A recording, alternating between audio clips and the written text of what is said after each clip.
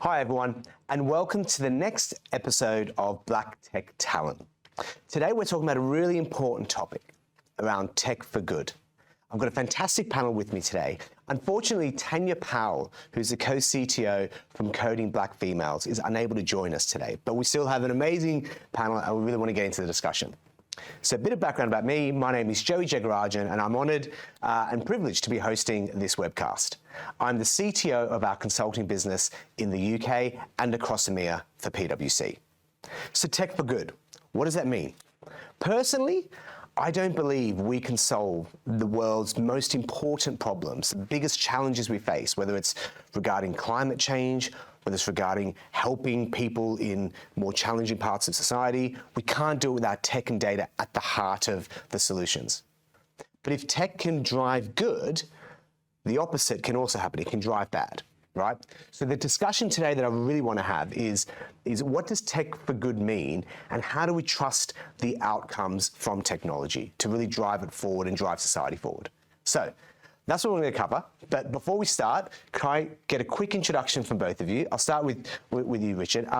Quick introduction about yourself and give me a perspective on what tech for good means to you. Yeah, so my name is Richard Boadu. I'm a software engineer at PwC. And essentially what tech for good means for me is I'm all about essentially diversity and being able to give sort of like good, solid education from people from disadvantaged backgrounds. So It's about how do we essentially leverage technology to be able to help those from those groups. Okay, cool. I will definitely be asking you about that then, right? Because I think that's quite an interesting area, which is around education and communities. Yeah. Lois, how about you? Hi, my name is Lois. Geraldo. I'm a consultant in our tax P&O practice here in PwC. And for me, Tech for Good is specifically about using tech to drive change in the ESG sector and really pushing that agenda. So bringing good to societies and communities who would not ordinarily have access to that using tech. So. Got it. Okay. So if I build off that point, right, around ESG and sustainability, technology, data can only drive good, I believe, right? If it's trusted. Yeah. So if I think about the firm, PwC's strategy, it's around the new equation, it's around human-led tech powered, and part of that is around trusted, sustained outcomes. So can you get a view from both of you? I'll start with you, Lois. Around technology, how can we go about trusting the outcomes, trusting the outputs from technology?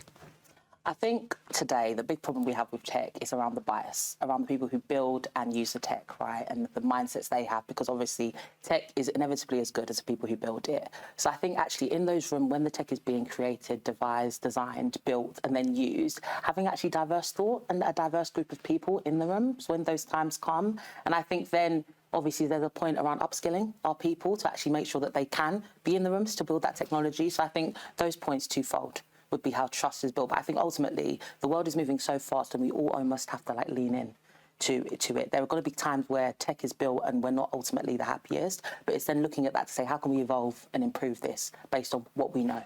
I agree with that, right? You got to, I love the point about leaning in, right? It's very easy in anything society, right? Just to step outside and throw stones and go, technology is not built in a diverse way, but how do we lean in to drive that, right? How about you? What's your perspectives? Yeah, I do think sort of like regulation is important in this. I don't think regulation is everything, but I think definitely that regulation is important. That the EU is bringing out new regulations around sort of artificial intelligence. I also think in regards to like ESG and sustainability, it's about, getting the data from also a trusted source, being able to get that data from a trusted source and then being able to provide sort of like assurance technology over that, essentially over that data. Because a lot of these data that essentially are used for reporting, how can we trust it and how can we prevent things like companies doing greenwashing and etc. So it's about being able to essentially trust the source of that data, where essentially originated from, and then being able to essentially provide some sort of assurance technology over it that can be overseen by a third party. Yeah. It's really interesting, right? So if I did a client webinar with some other partners in our firm about generative AI a few weeks ago, and one of the things that I was talking about was if you're brought up in a technology or if you're brought up in a world and it surrounds you, you end up you end up trusting the outcomes, right? So if I take Generation Z, they were born with a smartphone in their pocket, right?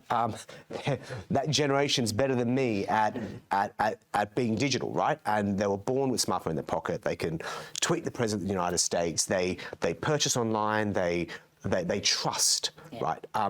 But when we think about new technologies, new ways of working, we inherently don't trust. I actually think there's an inherent lack of trust in society in general. So for me, there's something also about how do we make things mainstream? When things become mainstream, part of your day-to-day, such as using Apple Pay or using your phone to kind of go through the tube barriers, etc. Once it becomes mainstream, you then start to trust it. That's also risky because you open up to fraud. So there's something also about, for me, how do we make technology mainstream? Yeah. And then how do we put the governance, the regulation, and that around it? If I could pivot a little bit, because I know you were quite pivotal around what we've done in the firm around In Your Shoes. So that is, well, actually, I'll let you describe it, but could you maybe give a bit of context to our listeners and watchers, viewers today about what that is and how you and the team are looking to drive change and value through technology? Yeah, so In My Shoes was built off of the back of what happened with George Floyd back in 2020.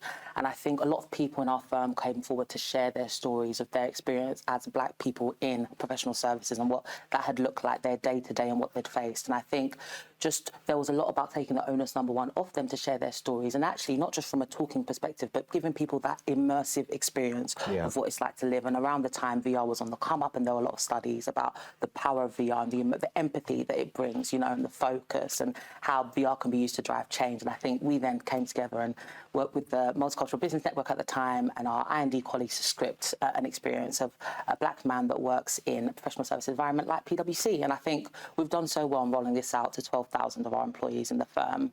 But I think the main thing around that is actually putting people in that experience for 20 minutes, because that is a life that you will not live except for that 20 minutes. And I think the tech then inspires something different that other training around I&D had not previously. And I think we're really seeing the effect of that internally and with our clients. So yeah, I would echo that. Right. So as a summary for listeners who aren't in PwC, it was, for me, a really emotive training session. When we ran it, there were tears, and it's because it's very difficult to walk in the steps or in the shoes of someone else. And the VR experience that you and the team and the firm created was enabling everyone to walk a day in the life of someone else and see how they are treated, see the unconscious bias they have to deal with on an interaction by interaction basis. It's very emotional. And it's really driven change and provoked debate and discussion. Yeah. It was interesting. So I was reading up about a study that Stanford University has done, which just backs this point up, right, which was really interesting. So they did a 7-minute, very powerful VR experience about homelessness, right? And they got a user group to kind of experience that, and a user group to experience really high quality 2D written media about the exact same topic. And they tested it, and the sign-up rate on petitions to support homelessness and to house people was significantly increased with the people that had the VR experience, right? So it's an example of technology making that difference and making people actually change behavior in 7 minutes, which is really powerful. So for me, we wouldn't be having this conversation 3-4 years ago. We did this a couple of years ago as a firm, and it's had a huge impact. That's the pace of change. I was talking about the client webinar I did around generative AI. So Richard, can I come to you on pace of change? That's an example. Yeah. In My Shoes and VR will be outdated in 2 years. We'll have to do the next thing, right? I'm guaranteed it'll be in the metaverse, right? And. So how do you, and I want to actually get a view from both of you, how do you stay on top of the pace of change in technology so you're not yesterday's hero, right? You're on top of it, driving the agenda. Yeah, I think you have to be extremely inquisitive. Yep. So you have to constantly be reading, keeping yourself up to date, constantly be also sort of working and being very, very interested in that specific field. So I also think within technology, there's so many different areas, right? So being able to try and keep on top of everything is also quite challenging. But if you're in a specific sector, you can then focus on that sector and then make sure that, okay, you're at least up to date in how all of these various technology influence that sector that you're in, right? So for me, it's one, being extremely inquisitive. Also, as a programmer and a coder, I also like to essentially, contribute as well. So if anyone knows what sort of like GitHub is, you can essentially download various different type of repos. With GPT, you can even, clone your own sort of like generative AI model, and you can have a play with it yourself. So it's really keep being interested and also contributing as well. And that essentially links back to your point about, being a lot more diverse. The more people that we have trained up and knowledgeable about this, the more people can actually contribute and, essentially alleviate biases that could be in these sort of complex systems. So I guess it's just being extremely inquisitive. Gotcha. Yeah, and Lois, I'll throw you in a sec. Just want to say to everyone listening and watching, please do put any questions you've got, right, in the chat. I'm going to try and leave some time at the end, hopefully, for some viewer questions, right? But back to you, Lois. So what do you do to stay on top of the pace of change? I think for me personally, I found that I actually have to know my reason why before I do anything. And that especially applies when it comes to tech, because there is so much information available. So for me, it's like, okay, where do I see myself working with tech? Because tech, as we hear everywhere, is the future. So there is some way for myself to evolve I'm going to need to plug in. So actually doing some research to find out, okay, around the things that I'm interested in, what I'm doing, what is the tech in this sector? How is tech planning to move in this sector? And just getting myself, I think, like you said, being inquisitive and getting myself clued up into those things. I think ultimately we all can't know everything, but I think if we're driven by something, number one, we ourselves will have something to look towards. And then I think as well, network, right? Just using your network to find out what people, I think LinkedIn is great for this. I always preach about LinkedIn, but actually looking at your network to see what's my network doing, is there something interesting here? I've seen someone I used to work with now doing this in tech. What's that about? And just having little conversations to feed your knowledge. And I think yourself, then you'll be able to connect some dots to see where things are moving. I like that, right, around network, intellectual curiosity. I think for me, there's something about, so if I take my role at the moment, right, as the CTO of our consulting business in the UK and EMEA, when I took on that role 1st of July last year, I immediately put pressure on myself to know everything, right? And very quickly, I had to go through a development journey of being very, very comfortable with being uncomfortable. And actually, what I've learned, particularly over the last 4 to 6 weeks, maybe a couple of months, as generative AI has become a real talking point in mainstream media, and we're on the front foot in talking to clients and government, regulators, etc. What I've personally learned is that you can't control the pace, right? And actually, you've got to ride with it, and you've got to be intellectually curious and learn. You've got to have a network, because I personally don't have all the answers, so it's learning from others, but you've got to be comfortable with that uncomfortableness. And I think that is what has kind of given me a level of, okay, I can ride this thing, and you don't have all the answers. But it's fun learning about it. Sorry, you're going to say something? I was going to say, you sort of just essentially thinking about this, and sometimes even if there's something completely new, right, within the technology space, it doesn't necessarily mean that we have to leverage it and use it within what we're doing. Sometimes the technology that we're currently using, you can have, I'm just thinking, maybe you can have like a rule-based system, which works pretty well, right? And then you're trying to essentially use like a huge language model to be able to solve that problem when you currently have actually works really well and really efficiently. So I think sometimes it's also knowing to be like, okay, yes, okay, this particular new technology, yes, it can be used for this particular use case, but actually for this particular use case, it's actually not needed. Because sometimes I feel like people will see something new and they're trying to just shoehorn that technology to essentially solve a problem, when really is actually not needed. Oh, tech so I for think that's something that is also tech for tech's sake is a pet peeve of mine. I'll be honest with you. It's if I think about some of the conversations I have with clients, like what's my tech strategy? No.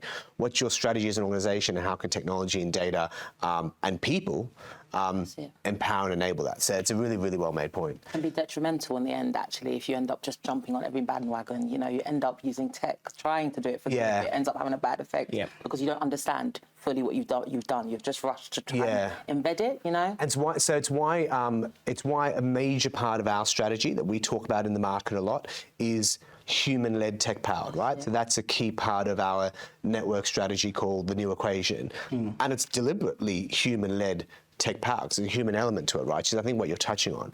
So that's probably a good segue to back to the start, your opening, you talked about education, right? Yeah. So there's definitely a human element to that. Yeah. So can you give us a bit of context about what you're doing? Yeah.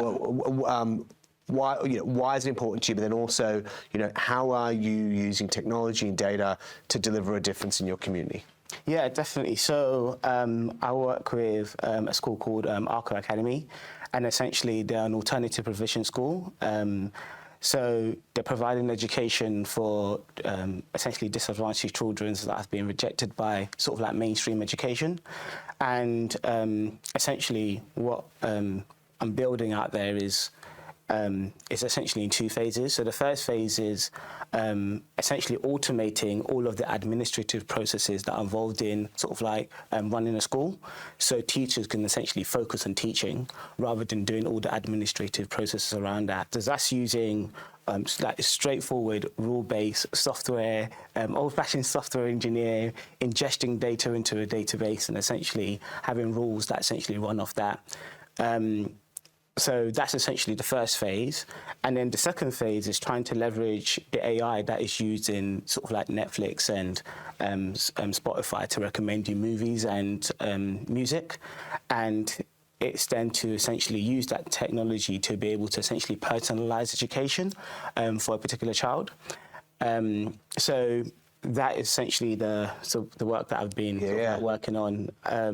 And that's brilliant. I think is very important, especially me coming from a sort of like a disadvantaged background and having dyslexia, having sort of like a technology like that's able to essentially say, actually, Richard, this is the best teaching method for you, I think would have definitely helped me out a lot growing up. I love that.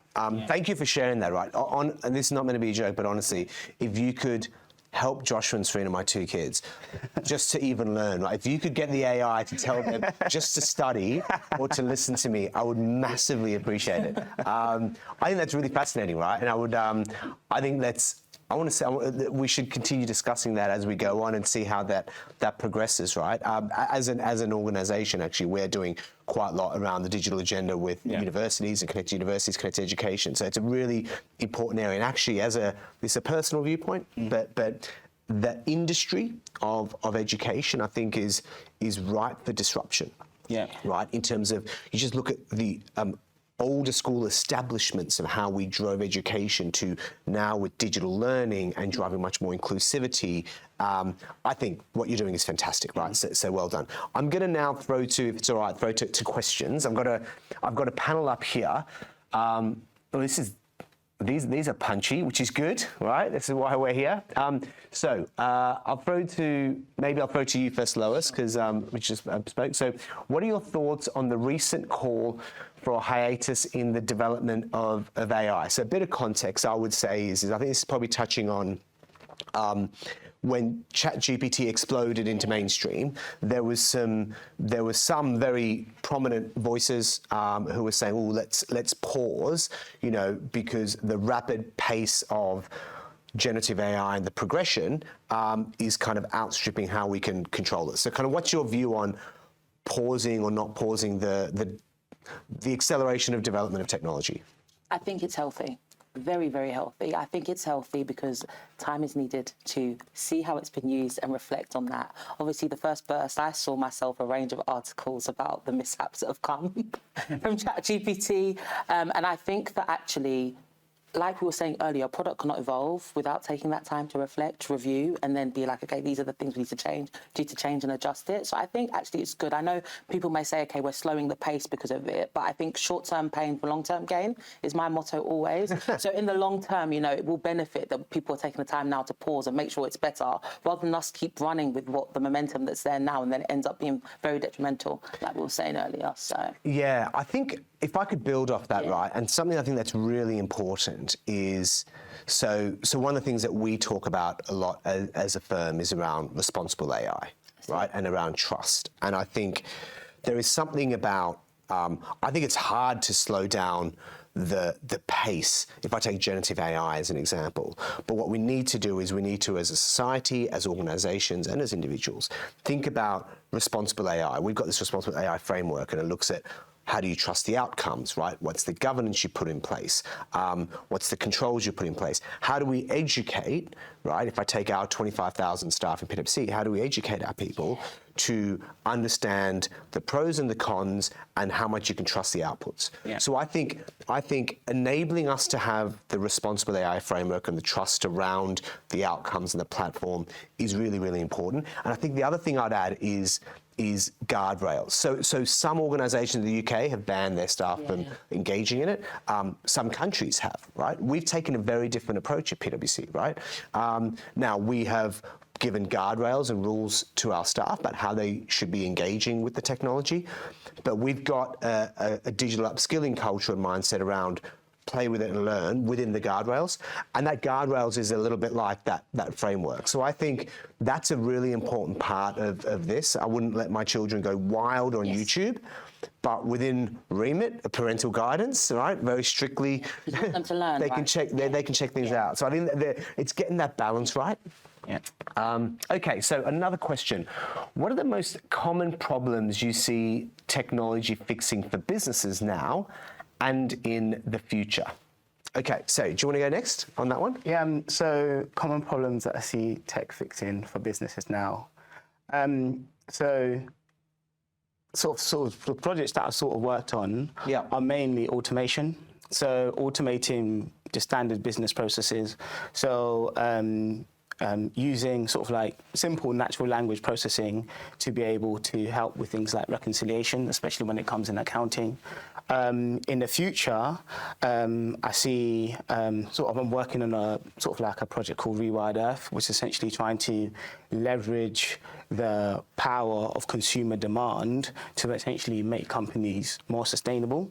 And that's essentially leveraging a lot of the technology within blockchain to be able to essentially look through a company supply chain.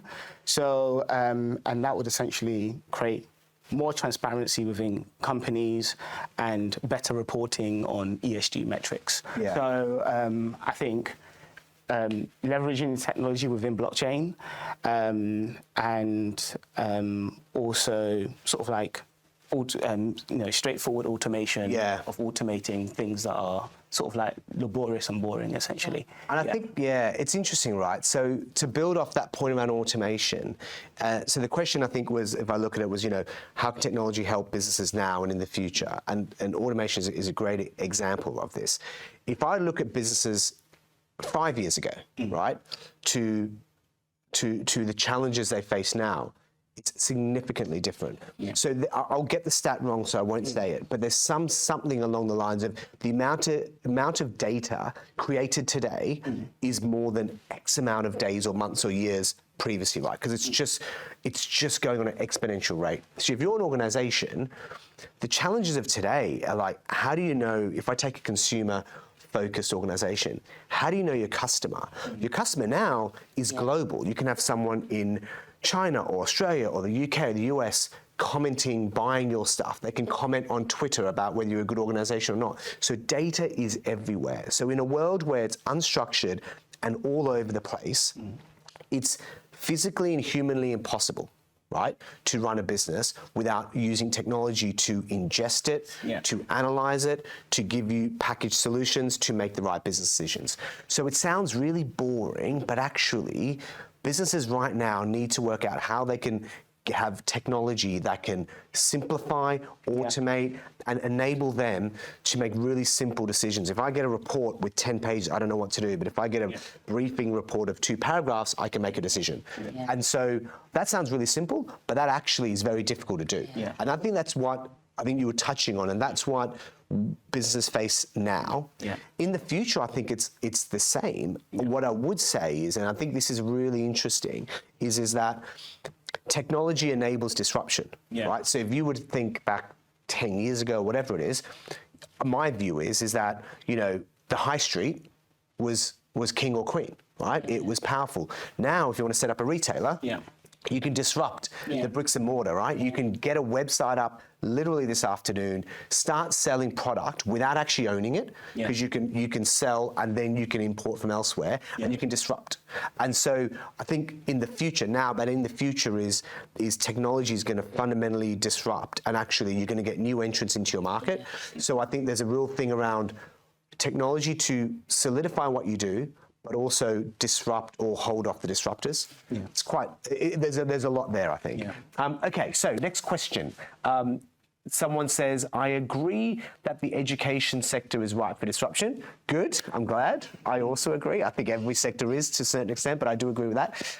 How can we support formal education systems to keep up with technology? Good question. I'm conscious of time, so maybe I'll go to you because you're involved in the education industry. Just a quick snapshot about how do we support the systems, the governance to keep up with tech? Yeah, so I think it's mainly also educating the teachers as well on how to essentially leverage technology for the good. I think it's having technology to do all of the sort of like the day-to-day boring stuff. Which is not sort of like teacher, student. It's a bit time consuming. Right? But it's a lot of time consuming. So, you know, marking, you know, I feel like, you know, if you're marking maths, that can be easily automated. Sort of like filling out forms, duplication of filling out forms, all of these administrative processes that are involved essentially in sort of like running a school should all be essentially be automated, freeing up time for teachers to essentially just have that, you know, student-teacher relationship.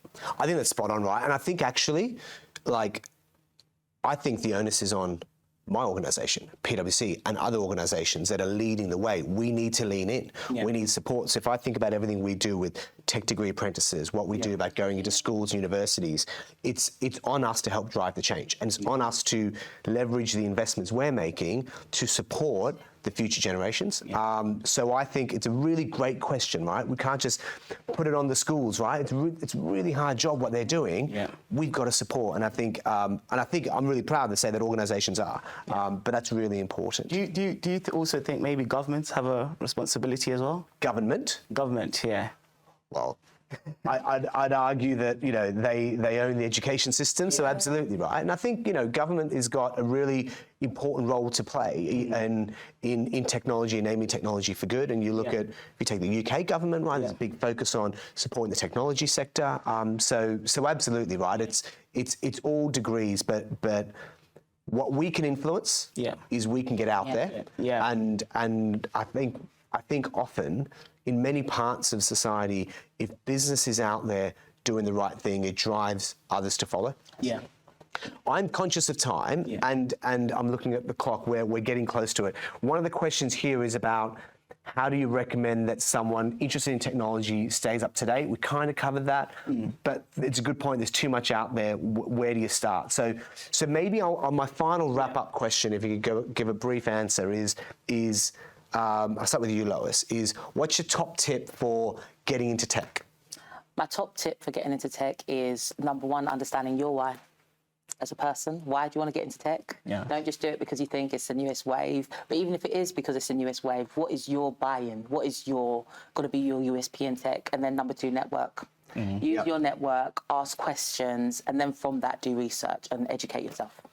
When you said what's your why, I got quite nervous because you paused that I had to answer. Because I might have asked and I was you. like, You said time, so I'm playing it back. no, we're short of time now. Richard, what's your top tip? Yeah, so I guess my top tip, I'm probably going to give advice more because within technology, there's loads of different type of roles. So there is, you could be a coder, you could be a project manager. So there's loads of different roles. You could be a scrum master. There's loads of very heads down in the code sort of like roles, and there's loads of also management, also business analysts, data analysts, also roles as well. So it depends in terms of like which ones you essentially you actually want to fall into, but for me personally, find like sort of like a pet project that you're actually interested in, and because then you have to do all of the research. You have to find out, okay, what language you have to program it in, all that stuff. So find a pet project that you're passionate about, and then essentially go off and do it. Very good advice. My advice would be intellectually curious, have a go, get involved, have some fun, right? Yeah. So I'm going to wrap it there, if that's all right. So first of all, thank you everyone for watching. This was not what I expected. I didn't expect to be asked about governmental policy, about the education sector, which was interesting. But I love this conversation, right? We'll continue it over a coffee afterwards. Thank you everyone for dialing in. I really appreciate that half an hour is very valuable, so I appreciate you making the effort to listen and engage in this conversation. Please do check out the future webcasts around Black Tech Talent. We're going to continue this series, continue the conversation. But for now, thank you very much and goodbye.